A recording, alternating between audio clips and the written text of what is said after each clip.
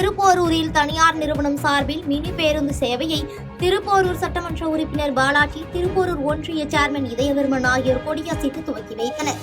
செங்கல்பட்டு மாவட்டம் கிழக்கு கடற்கரை சாலை நென்மேலியில் இருந்து திருப்போரூர் செல்ல தனியார் நிறுவனம் சார்பில் 2 மினி பேருந்துகள் இன்று இயக்கப்பட்டன. இந்த மினி பேருந்து சேவை துவக்க விழா திருப்போரூரின் பேரூராட்சி தலைவர் தேவராஜ் தலைமையில் நடைபெற்ற நிலையில் இதில் சிறப்பு அழைப்பாளராக திருப்போரூர் சட்டமன்ற உறுப்பினர் பாலாஜி, திருப்போரூர் ஒன்றிய குழு பெருந்தலைவர் இதயவர்மன் ஆகியோர் கலந்து கொண்டு கொடியசைத்து பேருந்து சேவையை துவக்கி வைத்தனர். அதனைத் தொடர்ந்து நிகழ்ச்சியில் பேசிய சட்டமன்ற உறுப்பினர் பாலாஜி, பேருந்து சேவைகளை அதிகப்படுத்தியது திமுக அரசுதான் எனவும், பெரியார் வழியில் மக்கள் நலனுக்காக திமுக ஆட்சி செய்து வருகிறது என தெரிவித்தார். தொடர்ந்து பேசியவர், பொதுமக்கள் நலனில் அக்கறை காட்டாதவர்கள் அதிகம் உள்ளார்கள் என தவிக தலைவர் விஜயை மறைமுகமாக விமர்சித்து பேசினார்.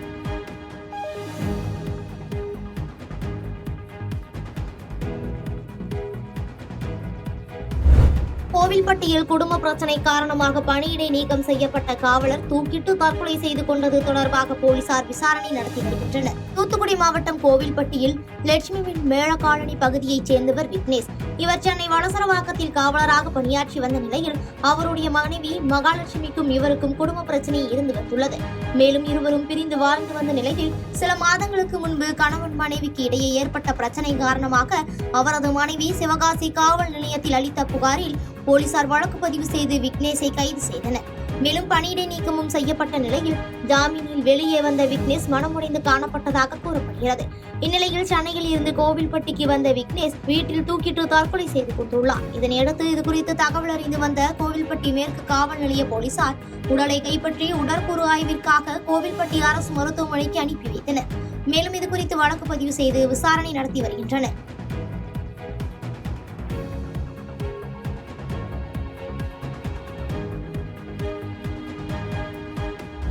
கோவில்பட்டியில் வைக்கோல் தீவனம் வைத்திருந்த குடோனில் தீ விபத்து ஏற்பட்டதால் பரபரப்பு ஏற்பட்டது. தூத்துக்குடி மாவட்டம் கோவில்பட்டி மூக்கரை பிள்ளையார் கோயில் அருகே வெங்கடாஜலபதி என்பவருக்கு சொந்தமான குடோன் உள்ளது. இந்நிலையில் வெங்கடாஜலபதி வீட்டில் வளர்த்து வரும் கால்நடைகளுக்கு தேவையான தீவனமான வைக்கோல்களை அவரது குடோனில் நிரப்பி வைத்திருந்துள்ளார்.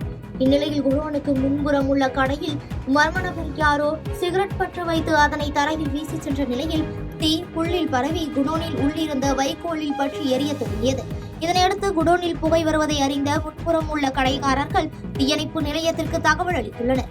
அதனைத் தொடர்ந்து விரைந்து வந்த தீயணைப்பு துறையினர் தண்ணீரை பீச்சி அடித்து தீயினை கட்டுக்குள் கொண்டு வந்தனர். இதனால் அப்பகுதியில் சிறிது நேரம் பரபரப்பு ஏற்பட்டது.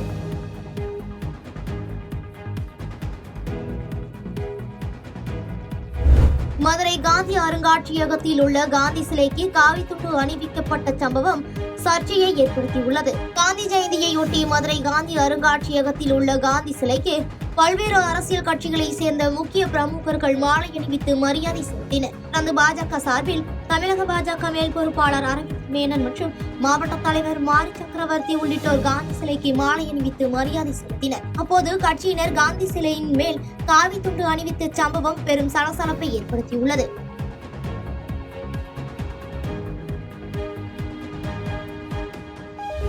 தமிழகத்தில் ஆரம்பத்தில் இருந்தே கல்வியை அரசியலாக்கி தனியார் பள்ளி ஊக்கப்படுத்த வேண்டும் என பள்ளிகளை தடுத்துவிட்டனர் என பாஜக மூத்த தலைவர் தமிழிசை சவுந்தரராஜன் விமர்சித்துள்ளார்.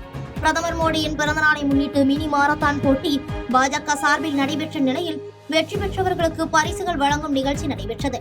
இந்த நிகழ்ச்சியில் முன்னாள் ஆளுநர் தமிழிசை சவுந்தரராஜன் கலந்து கொண்டு மாணவர்களுக்கு பரிசுகளை வழங்கினார். இதன் பின்னர் செய்தியாளர்களை சந்தித்து பேட்டியளித்த அவர், தமிழகத்தில் ஆரம்பத்தில் இருந்தே கல்வியை அரசியலாக்கி தனியார் பள்ளியை ஊக்கப்படுத்த வேண்டும் என பள்ளிகளை தடுத்துவிட்டனர் என்றும், புதுச்சேரியில் அனைத்து அரசு பள்ளிகளையும் சிபிஎஸ்இ பள்ளிகளாக மாற்றியுள்ளதாக தெரிவித்தார். தொடர்ந்து பேசியவர், டெல்லிக்கு யார் வேண்டுமானாலும் செல்லலாம் என்றும், டெல்லிக்கு போனாலே பாரதிய ஜனதா கட்சி கை இருக்கிறது என்றும், பெரியவர்களை பார்க்க போகிறார்கள் என்ற தோற்றத்தை ஏற்படுத்தக்கூடாது என டெல்லிக்கு சென்ற ஆதவ் அர்ஜுனா குறித்த செய்தியாளர்கள் கேள்விக்கு பதிலளித்தார்.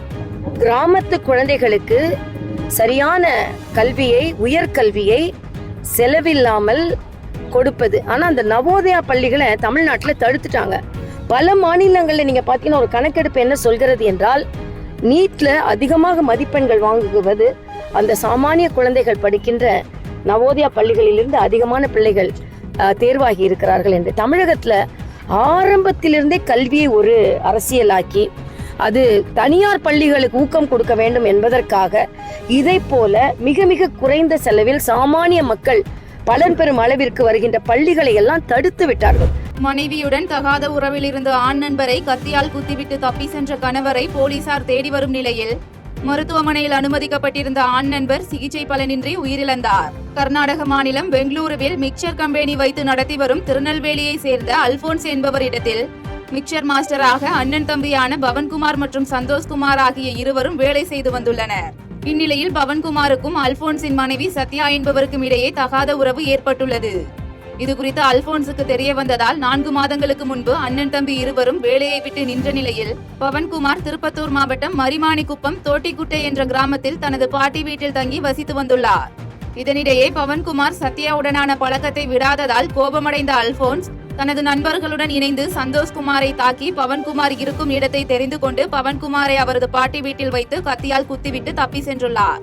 இதனையடுத்து பவன்குமார் வாணியம்பாடி அரசு மருத்துவமனையில் சிகிச்சை பலனின்றி உயிரிழந்த நிலையில் சந்தோஷ்குமார் திருப்பத்தூர் அரசு மருத்துவமனையில் அனுமதிக்கப்பட்டுள்ளார். இந்நிலையில் தகவல் அறிந்து விரைந்த குருசிலாப்பட்டு போலீசார் பவன்குமார் உடலை பிரேத பரிசோதனைக்காக அனுமதித்த பின்னர் தப்பி ஓடிய அல்போன்ஸ் மற்றும் அவரது நண்பர்களை தேடி வருகின்றனர். ஓமலூர் அருகே ஜாமீனில் வெளிவந்த கொலை குற்றவாளி ஏரியில் பிணமாக மீட்கப்பட்ட சம்பவம் பரபரப்பை ஏற்படுத்தியுள்ள நிலையில் இதுகுறித்து போலீசார் விசாரணை மேற்கொண்டு வருகின்றனர். சேலம் மாவட்டம் ஓமலூர் அருகே காடையம்பட்டி ஏரியில் ஆண் சடலம் மிதப்பதாக தீவட்டிப்பட்டி போலீசார் மற்றும் தீயணைப்பு துறையினருக்கு தகவல் அளிக்கப்பட்டது. இதனையடுத்து சம்பவ இடத்திற்கு வந்த தீயணைப்பு துறையினர் சடலத்தை மீட்ட நிலையில் தீவட்டிப்பட்டி போலீசார் மீட்கப்பட்ட உடலில் இருந்து கத்தி மற்றும் செல்போன் ஆகியவற்றை பறிமுதல் செய்தனர். இதனைத் தொடர்ந்து நடைபெற்ற விசாரணையில் உயிரிழந்த இளைஞர் வாழப்பாடி அத்தனூர்பட்டியைச் சேர்ந்த அருண் என்பதும் இவர் காதல் விவகாரத்தில் நடந்த கொலை வழக்கில் கைதாகி சேலம் மத்திய சிறையில் அடைக்கப்பட்டு தற்போது ஜாமீனில் வெளிவந்த நிலையில் தினமும் தீவட்டிப்பட்டி காவல் நிலையத்தில் கையெழுத்திட்டு வருவதும் தெரியவந்தது. இந்நிலையில் அருணின் மரணம் தற்கொலையா அல்லது கொலையா என்ற கோணத்தில் தீவட்டிப்பட்டி போலீசார் தொடர்ந்து விசாரணை மேற்கொண்டு வருகின்றனர். தருமபுரியில் ஏடிஎம்மில் பணம் எடுப்பவர்களை குறிவைத்து ஏடிஎம் கார்டை மாற்றி பண மோசடியில் ஈடுபட்டு வந்த நபரை கைது செய்த போலீசார் 210 ஏடிஎம் கார்டுகளையும் பறிமுதல் செய்தனர். தருமபுரியைச் சேர்ந்த இப்ராஹிம் என்பவர் பாரத ஸ்டேட் வங்கி ஏடிஎம்மில் பணம் எடுக்க முயற்சி செய்துள்ளார். அப்போது பணம் எடுக்க முடியாததால் அருகிலே இருந்த ஒருவர் பணம் எடுத்து தருவதாக தெரிவித்ததன் பேரில் இப்ராஹிம் ஏடிஎம் கார்டை அவரிடம் கொடுத்துள்ளார். அப்பொழுது ஏடிஎம்மில் பணம் எடுக்க முயற்சி செய்த அந்த நபர் பணம் வரவில்லை என்று கூறி ஏடிஎம் கார்டை திருப்பி கொடுத்துவிட்டு சென்றுள்ளார். இதனையடுத்து சிறிது நேரம் கழித்து ஏடிஎம் கார்டை கவனித்த இப்ராஹிம் தன்னுடைய ஏடிஎம் கார்டு இல்லை என்பதை புரிந்து கொண்டு அந்த நபரை தேடி சென்றுள்ளார். அப்பொழுது இப்ராஹிமை பார்த்த அந்த நபர் தப்பிச் செல்ல முயன்றதை கண்டு சந்தேகமடைந்த இப்ராஹிம் அந்த நபரை விடாமல் துரத்தி பிடித்து தருமபுரி நகர காவல்துறையினருக்கு தகவல் தெரிவித்துள்ளார். இதனைத் தொடர்ந்து போலீசார் மேற்கொண்ட விசாரணையில் அந்த நபர் மகாராஷ்டிரா மாநிலத்தைச் சேர்ந்த சம்பாஜி என்பதும் ஏடிஎம்களில் பணம் எடுக்கும் வரும் முதியவர்கள் மற்றும் படிப்பறிவு இல்லாதவர்களை குறிவைத்து உதவி செய்வது போல் ஏடிஎம் கார்டை மாற்றி கொடுத்துவிட்டு பண மோசடியில் ஈடுபட்டதும் தெரியவந்தது. இதனையடுத்து சம்பாஜியை கைது செய்த போலீசார் 210 ஏடிஎம் கார்டுகளையும் பறிமுதல் செய்தனர். தாம்பரம் ரயில் நிலையத்தில் 1,50,000 ரூபாய் மதிப்புள்ள 3 கிலோ கஞ்சா கடத்தி வந்த வடமாநில இளைஞரை போலீசார் கைது செய்தனர். மேற்கு வங்கத்தில் இருந்து காலை தாமதமாக தாம்பரம் ரயில் நிலையம் வந்தடைந்த அந்தோதயா விரைவு ரயில் பயணிகளிடம் ரயில்வே பாதுகாப்பு படை போலீசார் உடைமை சோதனைகளில் ஈடுபட்டிருந்தனர். அப்போது சந்தேகம் படும்படி கருப்பு பையுடன் வந்த பணியிடம் சோதனை மேற்கொண்ட ரயில்வே பாதுகாப்பு படை போலீசார் பையில் 1,50,000 ரூபாய் மதிப்புள்ள 3 கிலோ கஞ்சா இருப்பதை கண்டறிந்து பறிமுதல் செய்தனர். இதனைத் தொடர்ந்து கஞ்சா கடத்தலில் ஈடுபட்ட ஒடிசா மாநிலத்தை சேர்ந்த சுபாஷ் பரிக் என்பவரை கைது செய்த போலீசார் தொடர்ந்து விசாரணை மேற்கொண்டு வருகின்றனர். கரூர் விவகாரம் குறித்து தனிநபர் ஆணையம் அமைத்த பின்பு அரசு உயர் அதிகாரிகள் எதற்கு விளக்கம் கொடுக்க வேண்டும் என சென்னையில் தமிழ் மாநில முஸ்லீம் லீக் கட்சி தலைவர் ஷேக் தாவூத் கேள்வி எழுப்பியுள்ளார். சென்னை திருவான்மையூரில் தமிழ் மாநில முஸ்லீம் லீக் கட்சி தலைவர் ஷேக் தாவூத் கரூர் விவகாரம் தொடர்பாக செய்தியாளர்களை சந்தித்தார். அப்போது தமிழக அரசியல் வரலாற்றில் இதுபோன்று நடந்ததில்லை என்று குறிப்பிட்டவர் இதுகுறித்து தமிழக வெற்றிக் கழகம் மற்றும் தமிழக அரசு சார்பில் ஒருவரை ஒருவர் குற்றம் சாட்டி வருவதாக தெரிவித்தார். மேலும் அரசியல் அனுபவம் இல்லாதவர்கள் கூட்டத்தில் இதுபோன்று நடக்க வாய்ப்பு இருப்பதாக கருத்து தெரிவித்தவர் உயிரிழப்பு சம்பவம் காவல்துறையின் பாதுகாப்பு குறைபாட்டையும் போதிய பாதுகாப்பு வழங்கவில்லை என்பதையும் தெளிவுபடுத்துவதாக தெரிவித்தார். தொடர்ந்து கரூர் விவகாரம் தொடர்பாக தனிநபர் ஆணையம் அமைத்த பின்பு எதற்கு அரசு உயர் அதிகாரிகள் விளக்கம் கொடுக்க வேண்டும் என்றும் தனிநபர் விசாரணை ஆணையத்தால் எடுக்கப்பட்ட நடவடிக்கைகள் என்ன என்றும் கேள்வி எழுப்பியவர், கைது நடவடிக்கைக்கு அஞ்சுபவர்கள் அரசியல் தலைவராக முடியாது என கருத்து தெரிவித்தார். இந்தியாவே திரும்பி பார்க்கக்கூடிய அளவுக்கு விஜய் அவர்களுடைய பிரச்சார கூட்டத்தில் ஏற்பட்ட கரூர் 41 பேருடைய பலி, உயிர் பலி ஏற்பட்டிருக்கிறது. ஏறக்குறைய 80லிருந்து 100 பேர் வரைக்கும் மருத்துவமனைகளில் அனுமதிக்கப்பட்டிருக்கிறாங்க. இப்படிப்பட்ட சூழல் இதற்கு முன்னால் எப்போவாவது ஏற்பட்டிருக்கா அப்படின்னு சொன்னால் தமிழக அரசியல் வரலாற்றில் இந்த மாதிரி எப்பவுமே ஏற்பட்டதில்லை. மதுரை அருகே கட்டட தொழிலாளி மர்மமான முறையில் உயிரிழந்த சம்பவம் தொடர்பாக குற்றவாளியை கைது செய்ய கோரி உறவினர்கள் சாலை மறியல் போராட்டத்தில் ஈடுபட்டதால் பரபரப்பு. மதுரை மாவட்டம் திருமங்கலம் அடுத்த சீல்நாயக்கன்பட்டியைச் சேர்ந்த கட்டட தொழிலாளியான சுப்பிரமணி என்பவர் சம்பவத்தன்று பணியை முடித்துவிட்டு வீடு திரும்பிய நிலையில் மாற்று சமுதாயத்தினர் வசிக்கும் பகுதியில் உடலில் காயங்களுடன் மர்மமான முறையில் உயிரிழந்து கிடந்துள்ளார். இதையடுத்து சுப்பிரமணியை சிலர் கொலை செய்திருப்பதாக கூறி அவரது உறவினர்களும் கிராம மக்களும் சாலை மறியல் போராட்டத்தில் ஈடுபட்டனர். மாவட்ட காவல் கண்காணிப்பாளர் அரவிந்த் தலைமையிலான போலீசார் மற்றும் தடயவியல் நிபுணர்கள் மோப்பனாய் உதவியுடன் சம்பவ இடத்தில் ஆய்வு மேற்கொண்டனர். இதையடுத்து உரிய நடவடிக்கை எடுக்கப்படும் என காவல்துறையினர் உறுதியளித்த பின் போராட்டம் கைவிடப்பட்ட நிலையில் சுப்பிரமணியின் உடலை பிரேத பரிசோதனைக்கு அனுப்பி வைக்கப்பட்டு விசாரணை மேற்கொள்ளப்பட்டு வருகிறது. பிணத்தை வைத்து தமிழ்நாட்டில் பாஜக அரசியல் செய்து வருவதாக காங்கிரஸ் மாநில தலைவர் செல்வ பெருந்தகை விமர்சித்துள்ளார். நீலகிரி மாவட்டம் உதகையில் நடைபெற்ற கையெழுத்து இயக்கத்தை காங்கிரஸ் மாநில தலைவர் செல்வ பெருந்தகை தொடங்கி வைத்தார். பின்னர் செய்தியாளர்களை சந்தித்து பேசிய அவர், வாக்கு திரட்டை கண்டித்து இந்தியா முழுவதிலும் காங்கிரஸ் கட்சி பல்வேறு போராட்டங்களை நடத்தப்பட்டு வருவதாகவும் இதன் ஒரு பகுதியாக உதகையில் கையெழுத்து இயக்கம் நடைபெற்றதாகவும் தெரிவித்தார். மேலும் கரூர் துயர சம்பவம் தொடர்பாக பொது அமைதிக்கு குந்தகம் விளைவிக்க வேண்டும் என்ற அடிப்படையில் பாஜக விசாரணை ஆணையத்தை நியமித்திருப்பதாகவும் அரசியல் நோக்கத்தில் விசாரணை நடைபெறக்கூடாது எனவும் தெரிவித்தார். அதிக வருவாய் கொடுத்து தமிழகத்திற்கு மிகவும் குறைந்த அளவிலான ஜிஎஸ்டி தொகையை மத்திய அரசு விடுவித்திருப்பதாகவும் ஜிடிபியில் மத்திய அரசை விட தமிழ்நாடு அரசு முன்னிலை வகிப்பதாகவும் தெரிவித்தார். ஆனா இவங்க பாஜக குழப்பத்தை விளைவிக்க வேண்டும் என்ற அடிப்படையில் ஒரு குழு அமைச்சிருக்காங்க. இப்ப எங்க சார்பா, காங்கிரஸ் சார்பா, கூட்டணி கட்சி சார்பா, அரசு சார்பா ஒரு ஆணையத்தை நியமிச்சிருக்கிறாங்க. அந்த ஆணையம் ஜஸ்டிஸ் அருணா ஜெகதீசன் தலைமையில விசாரிச்சிட்டு இருக்கு. அதோட முடிவு வரட்டும். அவருடைய கருத்தை மதிக்கத்தக்கது. எங்களுடைய அகில இந்திய தலைவர்கள் இதை ரொம்ப கூர்ந்து கவனிச்சிட்டு இருக்காங்க. இங்க வர ஃபேக்ட் ஃபைண்டிங் கமிட்டி தமிழ்நாட்டு மக்களுக்கு ஆதரவாகவும் உண்மையை கொண்டு வர கமிட்டியா இருக்கு, அரசியல் செய்யற கமிட்டியா இருக்காரு. ஆனா இவங்க கொண்டு வந்தது ஏமாமாலினி தலைமையில அரசியல் செய்யற கமிட்டி. இதை வந்தவனே ஆரம்பிச்சிட்டாங்க முதல் நாள். தேனி அருகே பெற்ற 98 லட்சம் ரூபாய் கடனை திருப்பி தராமல் ஏமாற்றி வருவதாக மாவட்ட காவல் கண்காணிப்பாளர் அலுவலகத்தில் புகார் அளிக்கப்பட்டுள்ள சம்பவம் பரபரப்பை ஏற்படுத்தியுள்ளது. தேனி மாவட்டம் ஆண்டிப்பட்டி அருகே கடமழக்குண்டு பகுதியைச் சேர்ந்தவர் சிலம்பரசன். இவர் வருசநாடு அருகே உப்புத்துறை கிராமத்தைச் சேர்ந்த செல்வராஜ் என்பவருக்கு 98 லட்சம் ரூபாய் கடன் வாங்கியுள்ளார். மேலும் வாங்கிய கடனுக்காக தனக்கு சொந்தமான தென்னந்தோப்பை சிலம்பரசனுக்கு விவசாயம் செய்வதற்காக செல்வராஜ் குத்தகைக்கு விட்டுள்ளார். இந்நிலையில் ஒரு சில மாதங்களில் தேங்காயின் விலை அதிகரிப்பால் தோட்டத்தை குத்தகைக்கு எடுத்த சிலம்பரசனை வெளியேற்ற செல்வராஜ் இடையூறு செய்து வந்ததாக கூறப்படுகிறது.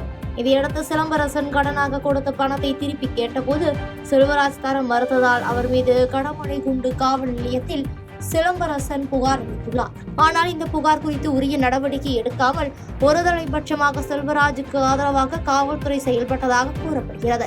மேலும் செல்வராஜ் தனக்கு இருக்கும் அரசியல் அதிகாரத்தை பயன்படுத்தி அப்பகுதியைச் சேர்ந்த திமுக நிர்வாகி பிச்சைக்கனி என்பவரின் தூண்டுதலோடு சிலம்பரசன் மீது பொய் வழக்கு போடப்பட்டதாகவும் கூறப்படுகிறது. இந்த நிலையில் தன்னிடம் கடன் பெற்று ஏமாற்றிய செல்வராஜ் மற்றும் திமுக நிர்வாகி பிச்சைக்கனி ஆகியோர் மீது நடவடிக்கை எடுக்க வேண்டும் என குறிப்பிட்டு மாவட்ட காவல் கண்காணிப்பாளர் அலுவலகத்தில் சிலம்பரசன் மனு அளித்துள்ளார். சில ஆண்டுகளுக்கு முன்னாடி உப்புத்துறை சேர்ந்த செல்வராஜ் அவர்கிட்ட நாங்கள் ஒரு தோப்புக்கு ஒத்திக்கு வாங்கியிருந்தோம். என் பேரில் என் மனைவி பேரில் 2 பேர் சார்ந்து வாங்கியிருந்தோம். சார்ந்து வாங்கிட்டு கிட்டத்தட்ட ஒரு 97 லட்சம் கணக்கு அவர் கையில் கொடுத்துருந்தோம். அவர் முறையாக ஆவணப்படி பதிவு செய்திருந்தப்போ எங்கள் பணத்தை திருப்பி கேட்குறப்ப அவர் முறையாக எங்களுக்கு எந்த ஒரு பதிலும் சொல்லலை. நாங்களும் சரி பணம் கொடுக்குறதே தோப்பில் இருக்கணும் இருந்தோம். எங்களுக்கு இன்னும் தோப்பு காலம் முடியல. தேங்காய் விலை கூடுறதுனால அவர் வந்து இடையூறு பண்ண ஆரம்பித்தார். அங்குள்ள லோக்கல் உள்ள அடியாரில் வச்சு சும்மா மிரட்ட இணையமில் எங்களோட காவல்காரன் சேர்ந்து அடித்து மிரட்டி இந்த மாதிரி பண்ணாங்க. இது சம்மந்தமாக கடம்பக்குண்டு காவல் நிலையத்தில் நாங்கள் புகார் அளித்தோம். அவங்க ஒரு 10 புகாருக்கு மேலே எந்த ஒரு புகார் நடவடிக்கை எடுக்கல. பாமக இளைஞரணி சங்க தலைவராக ஜி கே மணியின் மகனான தமிழ்குமரனை பாமக நிறுவனர் ராமதாஸ் மீண்டும் நியமனம் செய்தார். இது தொடர்பாக தைலாபுரத்தில் செய்தியாளர்களை சந்தித்து பேசிய அவர், பாமக இளைஞரணி சங்க தலைவர் பொறுப்பிற்கு நியமனம் செய்வது தொடர்பாக அன்புமணி ராமதாஸிடம் ஏற்பட்ட பிரச்சனை குறித்து விளக்கியதோடு மீண்டும் தமிழ்குமரனை இளைஞரணி சங்க தலைவராக நியமிப்பதாகவும் தெரிவித்தார். சமூக வலைதளங்களில் தன்னை குறித்து இழிவாகவும் மோசமாகவும் விமர்சிக்கப்படுவதாக தெரிவித்த அவர், அப்படி அவதூறு பரப்புபவர்களை கண்டறிந்து சமூக வலைதளத்தில் உள்ள நண்பர்கள் கண்டிக்க வேண்டும் எனவும் வலியுறுத்தினார். மேலும் கரூர் சம்பவத்தில் ஒரு முதலமைச்சர் என்ன செய்ய வேண்டுமோ அதை முதலமைச்சர் மு.க. ஸ்டாலின் செய்திருப்பதாகவும் அவர் தெரிவித்தார். நான் அதிகம் நேசிக்கின்ற பிள்ளைகளில் ஒரு பிள்ளை தமிழ்குமரன். தமிழ்குமரனுக்கு இன்றைக்கு இப்பொழுது உங்கள் முன்னால் மாநில இளைஞர் சங்க தலைவராக நியமனம் செய்கிறேன்.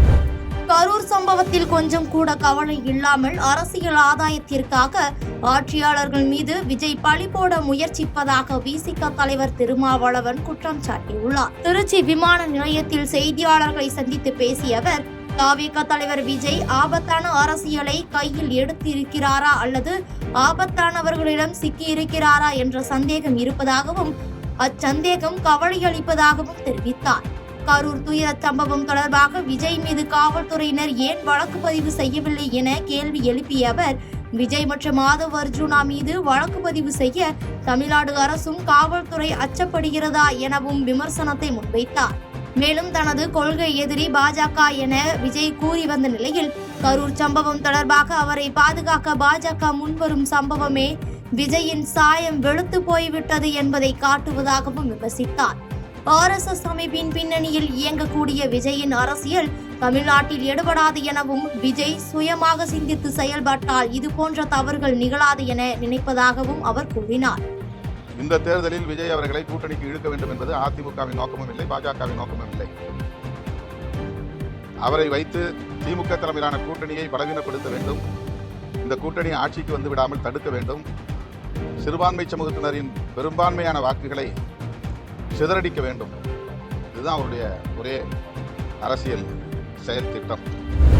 தேசிய ஜனநாயக கூட்டணியில் தாவேக தலைவர் விஜய் இணைய மாட்டார் எனவும் திமுகவின் வாக்குகளை பிரிப்பதுதான் அவரது நோக்கம் எனவும் விடுதலை சிறுத்தைகள் கட்சியின் தலைவர் திருமாவளவன் விமர்சித்துள்ளார்.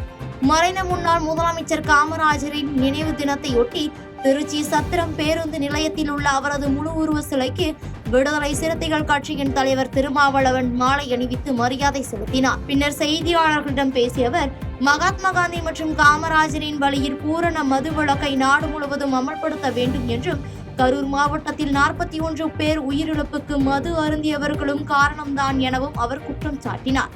மேலும் தேசிய ஜனநாயக கூட்டணியில் தாவேக தலைவர் விஜய் எப்போதும் இணைய மாட்டார் எனவும் பாஜக மற்றும் RSSஇன் தூண்டுதலின் பேரில் திமுக தலைமையிலான இந்தியா கூட்டணிக்கு கிடைக்கும் வாக்குகளையும் சிறுபான்மையினருடைய வாக்குகளையும் பிரிக்க வேண்டும் என்பதுதான் அவரது நோக்கம் எனவும் விமர்சித்தார். மதுவிலக்கு நடைமுறைக்கு வந்தால்தான் இளம் தலைமுறையினரை காப்பாற்ற முடியும். அரசியல் கட்சிகள் நடத்துகிற மாநாடுகளில் பேரணிகளில் பெரும்பான்மையாக இளைஞர்கள் கணிசமான அளவில் போதையில் வந்து பங்கேற்பதை நாம் பார்க்க முடிகிறது.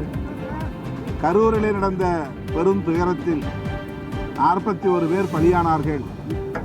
அந்த நிகழ்விலே பங்கேற்ற இளைஞர்களிலும் பெரும்பாலானவர்கள் போதையில் இருந்தார்கள் என்பதை மறுக்க முடியாது. எனவே இளம் தலைமுறையினரை காப்பாற்ற, நாட்டை காப்பாற்ற, மக்களை காப்பாற்ற மதுவிலக்கு கொள்கை மிக மிக முக்கியமான ஒன்று என்பதை விடுதலை சிறுத்தைகள் கட்சி மீண்டும் நினைவூட்டுகிறது. தமிழ்நாடு முதல்வருக்கும் இந்திய ஒன்றிய ஆட்சியாளர்களுக்கும் வேண்டுகோள் விடுக்கிறோம். காமராஜர் நினைவு நாளில், காந்தி பிறந்த நாளில் மதுவிலக்கை முதலில் ஒரு கொள்கை முடிவாக எடுத்து படிப்படியாக அதை நடைமுறைப்படுத்த முன்வர வேண்டும் என்று வலியுறுத்துகிறேன். தமிழ்நாடு அரசு மிகப்பெரிய அளவில் ஆதரவு கொடுப்பதால் இலக்கை எளிதாக அடைய முடிவதாக கஜகஸ்தான் நாட்டில் நடைபெற்ற சர்வதேச செஸ் போட்டியில் சாம்பியன் பட்டம் வென்ற தமிழ்நாட்டு வீராங்கனை ஷர்வானிகா தெரிவித்தார். கஜகஸ்தான் நாட்டின் அல்மாட்டில் சர்வதேச செஸ் கூட்டமைப்பு சார்பில் நடைபெற்ற வளர்ந்து வரும் நட்சத்திரங்களுக்கான உலக கேடட் சாம்பியன்ஷிப் தொடரின் 10 வயதுக்குட்பட்ட பெண்கள் பிரிவில் அரியலூரைச் சேர்ந்த இளம் வீராங்கனை ஷர்வானிகா சாம்பியன் பட்டத்தை வென்றார். இதையடுத்து சென்னை திரும்பிய அவருக்கு விமான நிலையத்தில் தமிழ்நாடு விளையாட்டு மேம்பாட்டு ஆணையம் சார்பில் விமான நிலையத்தில் உற்சாக வரவேற்பு அளிக்கப்பட்டது. பின்னர் செய்தியாளர்களை சந்தித்து பேசிய ஷர்வானிகா தமிழ்நாடு அரசுக்கும் முதலமைச்சர் மற்றும் துணை முதலமைச்சருக்கும் நன்றி தெரிவிப்பதாக கூறினார். மேலும் தமிழ்நாடு அரசு மிகப்பெரிய அளவில் ஆதரவு கொடுப்பதால் இலக்கை எளிதாக அடைய முடிவதாகவும் செஸ் விளையாட்டு போட்டியில் மேலும் சாதிக்க விரும்புவதாகவும் தெரிவித்தார். எனக்கு நான் இப்போ கடைசியா வேர்ல்டு கேடட் கஜகஸ்தான்ல விளையாடிட்டு வந்தேன். அதில் நான் 9 wins in a row பண்ணி அதில் நான் சாம்பியன் ஆகிட்டு வந்திருக்கேன் கடைசியா. அதில் எனக்கு ரொம்ப ஹாப்பியாக இருக்குது. இதுக்கு எனக்கு ST80லையும் அதே மாதிரி எனக்கு வேலம்மாள் ஸ்கூல் கரஸ்பாண்டன்ட் சார் எல்லாருமே எனக்கு ரொம்ப சப்போர்ட் பண்ணியிருக்காங்க. அது எல்லாத்துக்குமே ரொம்ப thanks. And government and ST80 எல்லாத்துக்குமே ரொம்ப ரொம்ப ரொம்ப தேங்க்ஸ். விஜயகாந்த் போல் மக்களை பாதுகாக்க தொண்டர்படை விஜய் அமைக்க வேண்டும் என்று சிவபக்த சேனா ஆன்மீக பகுத்தறிவு அறக்கட்டளை நிறுவனர் வலியுறுத்தியுள்ளார். திண்டுக்கல் மாவட்டத்தைச் சேர்ந்தவர் சிவகுமார். இவர் சிவபக்த சேனா பகுத்தறிவு அறக்கட்டளையை நிறுவி சிவன் கோயில்களை ஒன்றிணைக்கும் பணியில் ஈடுபட்டுள்ளார். இந்நிலையில் இவர் தேனி மாவட்டம் லோயர் கேம்பில் உள்ள முல்லை பெரியாறு அணையை கட்டிய கண்ணன் ஜான் பென்னிக்குர் அவர்களின் திருவுருவ சிலைக்கு வந்து மாலை அணிவித்துவிட்டு செய்தியாளர்களை சந்தித்து பேட்டியளித்தார். அப்பொழுது பேசிய அவர் கரூர் விபத்தில் உயிரிழந்தவர்களுக்கு ஆழ்ந்த இரங்கலை தெரிவித்துக் கொள்வதாக தெரிவித்தார். மேலும் பேசியவர் கரூரில் பாதுகாப்பு பணிகளை முறைப்படி செய்திருந்தால் இந்த பெரும் விபத்து தவிர்க்கப்பட்டிருக்கும் எனவும் விஜயகாந்த் போல் மக்களை பாதுகாக்க தொண்டர்படையை விஜய் அமைக்க வேண்டும் என்று வலியுறுத்தினார். இதுக்கு பொறுப்பு யாரு என்ன ஏது அப்படின்னு சொல்லி நிறைய பேசிட்டு இருக்காங்க. இதுக்கு பொறுப்பு 2 தளபதிகளும் தான் எடுத்துக்கணும். ஒருத்தர் அரசியலுக்கு தளபதி, ஒருத்தர் புதுசாக வரக்கூடிய தளபதி. என்னுடைய கூட்டத்தை காட்டுறதுக்காக நான் தாமதமாக வர்றேன் அப்படின்னு சொல்கிறதும் முறையான பாதுகாப்பு வழங்கப்படாமல் இருக்கிறதும் தான் இந்த விபத்துக்கு காரணம் அப்படிங்கிறது எங்களுடைய கருத்து. என்னதான் இருந்தாலும் சிவமாக போய் சேர்ந்த அந்த 41 உயிர்களுக்கும் எங்களுடைய ஆழ்ந்த இரங்கலையும் அவங்க குடும்பத்தாருக்கும், மேலும் இப்போ மருத்துவ உதவி பெற்றுக்கிட்டு இருக்கக்கூடிய எல்லாரும் கூடிய சீக்கிரமாக விரைவில் குணமடையணும்னு நாங்கள் இறைவனை பிரார்த்திக்கிறோம். காட்பாடியில் போதை மாத்திரை விவகாரத்தில் வட மாநிலத்தைச் சேர்ந்த ஒரு பெண் உட்பட 4 பேர் கைது செய்யப்பட்டுள்ளனர். வேலூர் மாவட்டம் காட்பாடி ரயில் நிலையம் அருகே போதை மாத்திரை வைத்திருப்பதாக கூறி கடந்த 26ஆம் தேதி ஒரு பெண், ஒரு சிறார் இவர்களுக்கு போதை மாத்திரை சப்ளை செய்த திகார் சிறையில் பணிபுரியும் சிறை காவலர் உட்பட 15 பேர் கைது செய்யப்பட்டனர். இதனையடுத்து போலீசார் 15 பேரிடம் மேற்கொண்ட விசாரணையில் இந்த விவகாரத்தில் மேலும் பலருக்கு தொடர்புடையது தெரியவந்தது. இதனையடுத்து வேலூர் மாவட்ட காவல் கண்காணிப்பாளர் மதிவாணன் உத்தரவின் பேரில் தனிப்படை அமைக்கப்பட்டு மகாராஷ்டிரா மாநிலம் மும்பைக்கு சென்று தொடர் விசாரணை மேற்கொண்டனர். இதனைத் தொடர்ந்து இந்த விவகாரத்தில் தொடர்புடைய மகாராஷ்டிரா மாநிலம் மும்பையை சேர்ந்த நிக்கிதா ஹேமந்த் டோங்டி, கிறிஸ் டோங்டி, நிகில் ராஜேஷையும் சென்னை தரவணியைச் சேர்ந்த வினோத்குமார் ஆகிய 4 பேரை கைது செய்து அவர்களிடம் இருந்த 2100 போதை மாத்திரைகள் மற்றும் 4 செல்போன்களை பறிமுதல் செய்து நீதிமன்றத்தில் ஆஜர்படுத்தி சிறையில் அடைத்தனர். சங்கராபுரம் நகர பகுதியில் கள்ளசந்தையில் மது விற்பனை நடைபெறும் வீடியோ காட்சிகள் வெளியாகி அதிர்ச்சியை ஏற்படுத்தியுள்ளது. தமிழ்நாடு முழுவதும் இன்று விஜயதசமி காந்தி ஜெயந்தியை முன்னிட்டு தமிழக அரசு விடுமுறையை அறிவித்துள்ளது. இந்த நிலையில் கள்ளக்குறிச்சி மாவட்டம் சங்கராபுரம் நகர பகுதியில் அதிகாலை முதல் கள்ளச்சந்தையில் மது பாட்டில்கள் விற்பனையானது நடைபெற்று வருவதாக குற்றச்சாட்டுகள் எழுந்துள்ள நிலையில் கூடுதல் விலைக்கு கள்ளச்சந்தையில் மது பாட்டில்கள் விற்பனையாகுவது குறித்தான வீடியோ காட்சி வெளியாகி அதிர்ச்சியை ஏற்படுத்தியுள்ளது. மேலும் கள்ளத்தனமாக மது விற்பனை செய்வோரை அடையாளம் கண்டு அவர்கள் மீது சட்ட ரீதியான நடவடிக்கைகள் எடுக்க வேண்டும் என சமூக ஆர்வலர்கள் மற்றும் பொதுமக்கள் கோரிக்கை வைத்துள்ளனர். மதுபோதையில் தண்ணீர் இல்லா கிணற்றில் தவறி விழுந்த போதை ஆசாமியை தீயணைப்புத் துறையினர் பத்திரமாக மீட்டு மருத்துவமனைக்கு அனுப்பி வைத்தனர். அரியலூர் மாவட்டம் ஜெயங்கொண்டம் அடுத்த கல்லாத்தூர் அருகே உள்ள பகுதியைச் சேர்ந்தவர் தோனி இஸ்ரவேல். இவர் ஜெயங்கொண்டம் அருகே கல்லாத்தூர் டாஸ்மாக் கடைக்கு அருகே இடதுபுறத்தில் உள்ள தண்ணீரில்லா உரை கிணற்றில் எதிர்பாராத விதமாக குடிபோதையில் தவறி விழுந்துள்ளார். இதனை கண்டு அங்கிருந்தவர்கள் அதிர்ச்சியடைந்து ஜெயங்கொண்டம் தீயணைப்புத் துறையினருக்கு தகவல் தெரிவித்தனர். இதனைத் தொடர்ந்து தகவல் அறிந்து விரைந்து வந்த தீயணைப்புத் துறையினர் தோனி இஸ்ரவேலை மீட்டு ஜெயங்கொண்டம் அரசு தலைமை பொது மருத்துவமனைக்கு அனுப்பி வைத்தனர். இதனால் அப்பகுதியில் பெரும் பரபரப்பு ஏற்பட்டது. ஒசூர் அருகே கோயில் உண்டியலை திருட முயன்ற வாலிபரை பிடித்து மின்கம்பத்தில் கட்டி வைத்த ஊர் பொதுமக்கள் தர்ம அடி கொடுத்த நிலையில் போலீசார் அவரை மீட்டு விசாரணை நடத்தி வருகின்றனர். கிருஷ்ணகிரி மாவட்டம் ஒசூர் அருகே குந்துமாரனப்பள்ளி கிராமத்தில் உள்ள ஆஞ்சநேயர் கோயிலில் கூழுச்சந்திரம் என்ற கிராமத்தைச் சேர்ந்த சேகர் என்ற வாலிபர் போதையில் சென்று கோயில் உண்டியலை உடைக்க முயற்சி செய்துள்ளார். இதனை பார்த்த ஊர் பொதுமக்கள் கோயிலுக்குள் நுழைந்து உண்டியலை உடைக்க முயன்ற சேகரை கையும் களவுமாக பிடித்து மின்கம்பத்தில் கட்டி வைத்து தர்மஅடி கொடுத்தனர். இதுகுறித்து கிராம மக்கள் உடனடியாக கிளமங்குளம் போலீசாருக்கு தகவல் அளித்த நிலையில் சம்பவ இடத்திற்கு சென்ற போலீசார் பொதுமக்களிடம் சிக்கிய வாலிபரை மீட்டு கிளமங்குளம் காவல் நிலையத்திற்கு அழைத்துச் சென்று விசாரித்து வருகின்றனர்.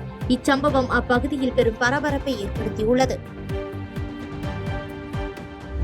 காசிமேடு மீன்பிடி துறைமுகம் பகுதியில் கஞ்சா மற்றும் பட்டாக்கத்தி வைத்திருந்த 2 பேரை கைது செய்த போலீசார் நீதிமன்ற உத்தரவின்படி 2 பேரையும் சிறையில் அடைத்தனர்.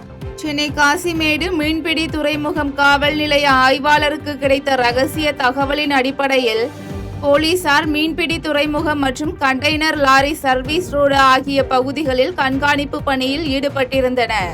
அப்போது அப்பகுதியில் கஞ்சா, பட்டாக்கத்தி ஆகியவற்றுடன் இருந்த மனோஜ் மற்றும் தினேஷ் ஆகிய இருவரையும் போலீசார் கைது செய்தனர். தொடர்ந்து இருவரிடமும் இருந்த 2.6 கிலோ கஞ்சா மற்றும் 2 பட்டாக்கத்திகள், ஒரு இருசக்கர வாகனம் ஆகியவற்றை பறிமுதல் செய்த போலீசார் மேற்கொண்ட விசாரணையில் புதுவண்ணாரப்பேட்டை காவல் நிலையத்தில் மனோஜ் மீது 3 குற்ற வழக்குகளும் தினேஷ் மீது 2 வழக்குகளும் உள்ளது தெரியவந்தது. இதனைத் தொடர்ந்து கைது செய்யப்பட்ட இருவரும் நீதிமன்றத்தில் ஆஜர்படுத்தப்பட்டு சிறையில் அடைக்கப்பட்டனர். திருச்சியில் மகாத்மா காந்தியின் உருவ சிலைக்கும் பெருந்தலைவர் காமராஜர் உருவ சிலைக்கும் அமைச்சர் KN நேரு மாலை அணிவித்து மரியாதை செலுத்தினார். மகாத்மா காந்தியின் 156வது பிறந்த நாள் விழாவை முன்னிட்டு திருச்சி தபால் நிலையம் அருகிலுள்ள மகாத்மா காந்தியின் உருவ சிலைக்கு நகராட்சி நிர்வாகத்துறை அமைச்சர் KN நேரு மாலை அணிவித்து மரியாதை செலுத்தினார்.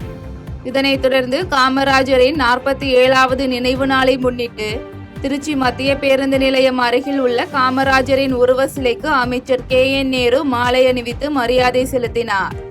இதனையடுத்து தூய்மை பணியாளர்களுக்கு நலத்திட்ட உதவிகளை வழங்கிய அமைச்சர் திருச்சிராப்பள்ளி ரயில்வே சந்திப்பு அருகில் உள்ள காதி கிராப்ட் விற்பனை நிலையத்தில் கதர் சிறப்பு விற்பனையை தொடக்கி வைத்தார். இந்நிகழ்வில் திருச்சி மாவட்ட ஆட்சியர் சரவணன், மாநகராட்சி ஆணையர் மதுபாலன், மாநகராட்சி மேயர் அன்பழகன் மற்றும் துறையூர் சட்டமன்ற உறுப்பினர் ஸ்டாலின்குமார் உள்ளிட்ட அதிகாரிகள், மாமன்ற உறுப்பினர்கள் என ஏராளமானோர் கலந்து கொண்டனர். காந்தி ஜெயந்தியை முன்னிட்டு மது விற்பனைக்கு தடை விதிக்கப்பட்டுள்ள நிலையில் கோவையில் கள்ள சந்தையில் மது விற்கப்படும் சம்பவம் பரபரப்பை ஏற்படுத்தியுள்ளது. அக்டோபர் 2ஆம் தேதி காந்தி ஜெயந்தி தினத்தை முன்னிட்டு மது விற்பனை செய்யக்கூடாது என்றும், மீறினால் மதுபானம் விற்பனை விதிகளின்படி கடுமையான நடவடிக்கை எடுக்கப்படும் என மாவட்ட ஆட்சியர்கள் சார்பில் அறிவிக்கப்பட்டதன் அடிப்படையில் மதுக்கடைகள் அனைத்தும் மூடப்பட்டுள்ளன. இந்நிலையில் கோவை மாவட்டம் பேரூர் படித்துறை அருகில் செயல்பட்டு வரும் அரசு மதுபான கடையில் காந்தி ஜெயந்தியை முன்னிட்டு காலை முதல் மது விற்பனை நடைபெற்று வருகின்றது.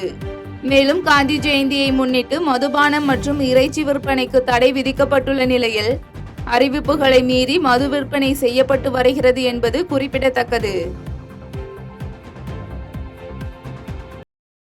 செய்திகளை உடனுக்குடன் தெரிந்து கொள்ள கீழ்கண்ட கேபிள் மற்றும் DTH நெட்வொர்க்குகளில் எம்நாடு செய்தி தொலைக்காட்சியை காணுங்கள். பாதகம் செய்பவரை கண்டால் நாம் பயம் கொள்ளலாகாது பாப்பா. மோதி மிதித்து விடு பாப்பா, அவர் முகத்தில் உமிழ்ந்து விடு பாப்பா. அண்மை செய்திகளை உடனுக்குடன் தெரிந்து கொள்ள இணைந்திருங்கள் எம்நாடு தொலைக்காட்சியுடன்.